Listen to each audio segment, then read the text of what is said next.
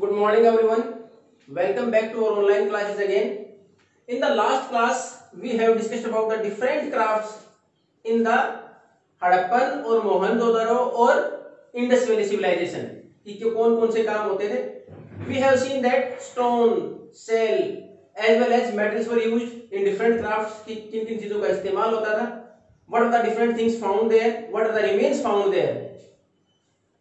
By which remains we have taken the idea that what would be the craft or different works done by the people. कौन कौन से लोग किस प्रकार काम करते थे, किससे पता चला? जो पुराने अवशेष मिले उन्हीं में से हमने देखा था कि बहुत सारी चीजें हमारे पास मेटल से बनी हुई थी, जिसमें कौन कौन सी थी, चाहे कॉपर है, कॉपर से बनी हुई चीजें, कॉपर, सिल्वर, गोल्ड, तो ये सारी चीजें, उसमें ब्रोंज हमने देखा था एलॉय है। उसके बाद हमें कॉटन क्लॉथ मिले, और ये उसमें अंदाजा लगा एक मेहरगढ़ जगह है जो कि पाकिस्तान में है, वहां 7000 साल पहले ही कॉटन के क्लॉथ का डेवलपमेंट हो गया था। और यहां तक कि the spinning wheel, the remains of spinning wheel is also found there, कि वहां एक रिमेन्स ऑफ स्पिनिंग व्हील जिससे धागा बनाते थे, काटते थे, जैसे गांधी जी पिक्चर के साथ देखते हो आप, वो चरखा, उसके अवशेष भी मिले थे। Now how the food is supplied to the cities, लोगों तक शहर में खाना कैसे पहुंचता था। अब सारे लोग गांव में तो रहते नहीं थे, तो उसके साथ साथ in the near by areas, in the villages, the food production was done, the crops were grown, कि फूड प्रोडक्शन, खाने पीने के लिए जो अनाज उसको उगाया जाता। इसके अंदर जो फार्मर्स मतलब पीजेंट्स, जो किसान है, वो खेती करते, then they provide the food grains to the market, उसके बाद मार्केट तक वो सप्लाई करते हैं। इसमें किन लोगों के लिए, द रूलर्स जो शासक थे वो शहर में रहते, द क्राफ्टमैन जो अलग प्रकार का क्राफ्ट का काम करते, चाहे कोई मेटल की चीज बना रहे होते, चाहे स्टोन टूल्स बना रहे होते, चाहे सी सेल से कोई अलग से टूल्स और वेपन्स बना रहे होते, वो सारे उनके लिए। उसके साथ स्क्राइब्स जो रिकॉर्ड रखने वाले लोग थे, कि उस टाइम पर किस प्रकार की शासन व्यवस्था रही होगी, जो सील है उनके ऊपर किस प्रकार की कार्विंग की जाएगी। तो जो लोग वहां शहर में रहते, चाहे वो स्क्राइब्स थे, चाहे रूलर्स थे, चाहे उसके साथ साथ हमारे यहाँ जितने भी रिकॉर्ड रखने वाले क्राफ्ट पर्सन थे, जो अलग अलग काम करने वाले थे, उनके लिए खाना गांव से जाता, यानी फूड जो क्रॉप्स थी वो गांव से जाती। उस क्रॉप्स कौन कौन सी ग्रो की जाती, कौन कौन सी फसलें उगाई जाती, वीट, बार्ले, गेहूं, जो पल्सीज दालें, पीज मटर, राइस चावल, सीसेम, ये राजस्थान में बहुत होता है, तिल, लिनसीड अलसी, मस्टर्ड सरसों। अब इसमें ये अगर फसलों की बात करें, these are the crops in the form of food grains, जो खाने के लिए अनाज है। और ये सारी चीजें हैं, ये ऑयल सीड्स, जो हम कुकिंग और लाइटिंग के लिए तेल इस्तेमाल करते हैं, वो प्रोडक्शन कहां से होता है, इन तीनों से। हालांकि आजकल तो और भी है, ग्राउंडनट है, सोयाबीन है, तो ये कस्टर्ड ऑयल है, लेकिन ये उस टाइम पर जो प्रोडक्शन था, ये तीन तो थे, ऑयल सीड्स, और ये बाकी फूड क्रॉप्स। अब उसके बाद वहां किस चीज से खेती होती, अब उस प्लो हल,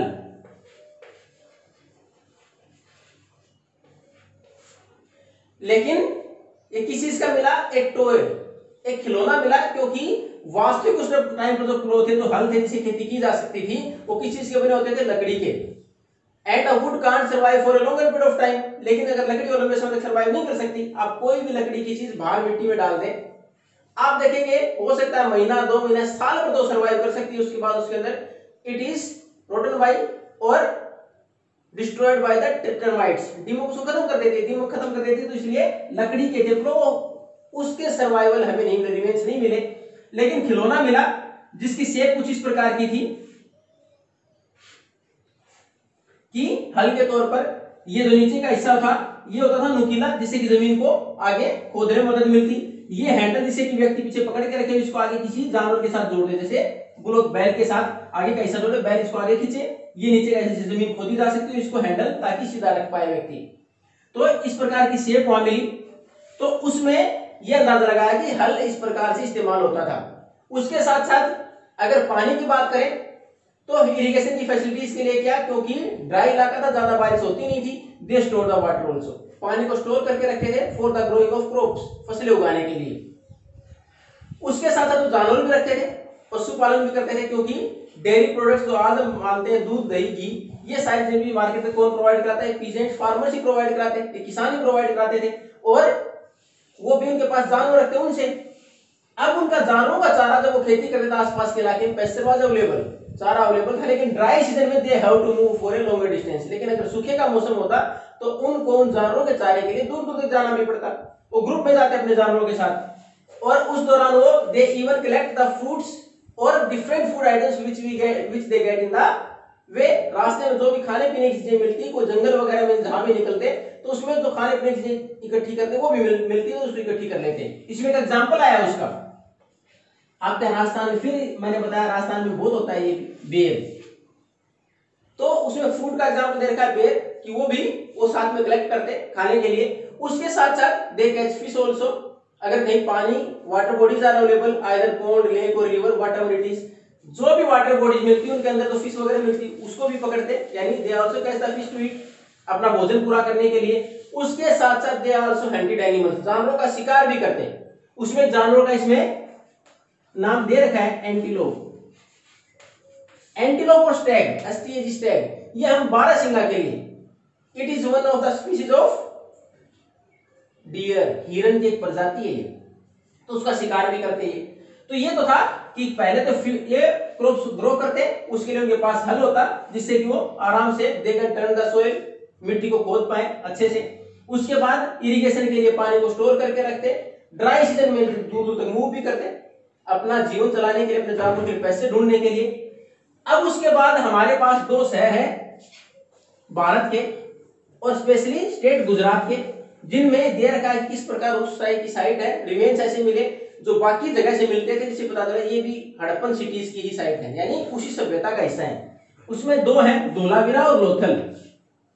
अब अगर धोलावीरा की बात करें तो रेन ऑफ कच्छ, ये जो हमारे जो अरेबियन सी का हिस्सा लगता है गुजरात के साथ, उसके साथ लगता है हिस्सा है, फर्टाइल लैंड है, उपजाऊ जमीन है यहाँ। अब इसमें जो सबसे महत्वपूर्ण चीज क्या मिली, आपने पढ़ा था इस सिटीज में ज्यादातर शहर जो है दो हिस्सों में बटे हुए थे, यानी बीच से अगर मेन रोड निकालते दोनों साइड, राइट और लेफ्ट हैंड साइड की दोनों साइड अगर बसे हो शहर, मकान हो, लेकिन धोलावीरा के अंदर बिल्डिंग्स वर इन 3 ब्लॉक्स।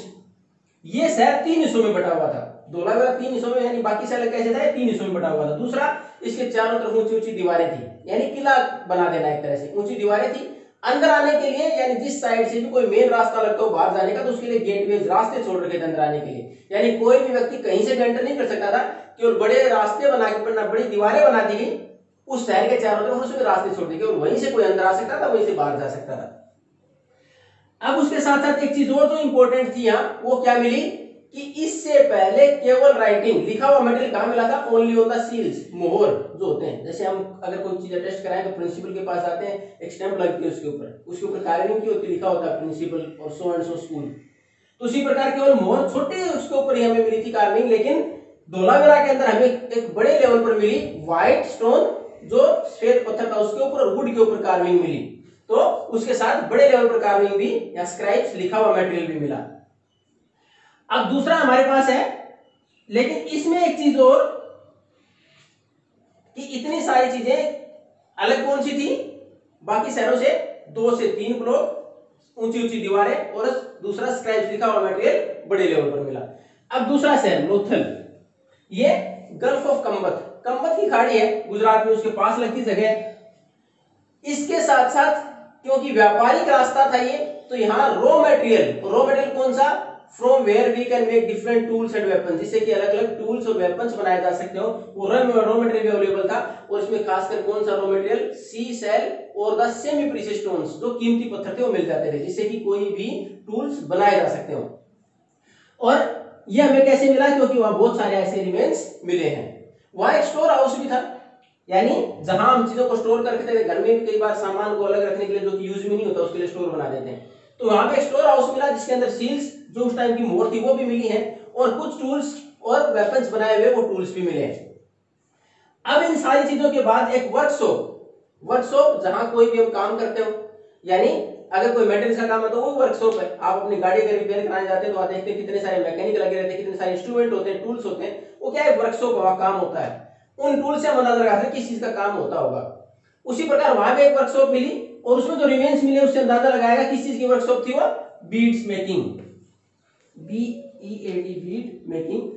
और ये बीड क्या होता है, ये पहले भी पढ़ाया गया आपको। बीड्स होते हैं जैसे आपकी माला के अंदर जो मनके मोती होते हैं वो, तो यानी वहां ये बीड्स बनाए जाते थे, माला के लिए जो मनके होते थे वो बनाए जाते थे। कैसे पता चला, कुछ तो वहां वो जो रिमेन्स थे इस बीड्स के टूटे हुए ब्रोकन डाउन रिमेन्स इसके मिले, उसके साथ साथ the tools which were used to make beads, जो टूल्स इस्तेमाल होते हैं इनको बनाने वो मटेरियल मिला, और complete beads are also found, कुछ एक पूरे बने हुए बीड्स भी वहां मिले।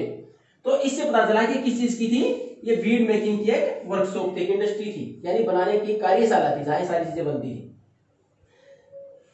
इन the last class for this lesson we are going to continue about the another situations which are found in the Harappan cities and how it was ended, कि किस प्रकार ये खत्म हो गई उसके बारे में हम पढ़ेंगे हमारी नेक्स्ट क्लास में। Till now it's fine, if you have any doubt then you can ask. Thank you.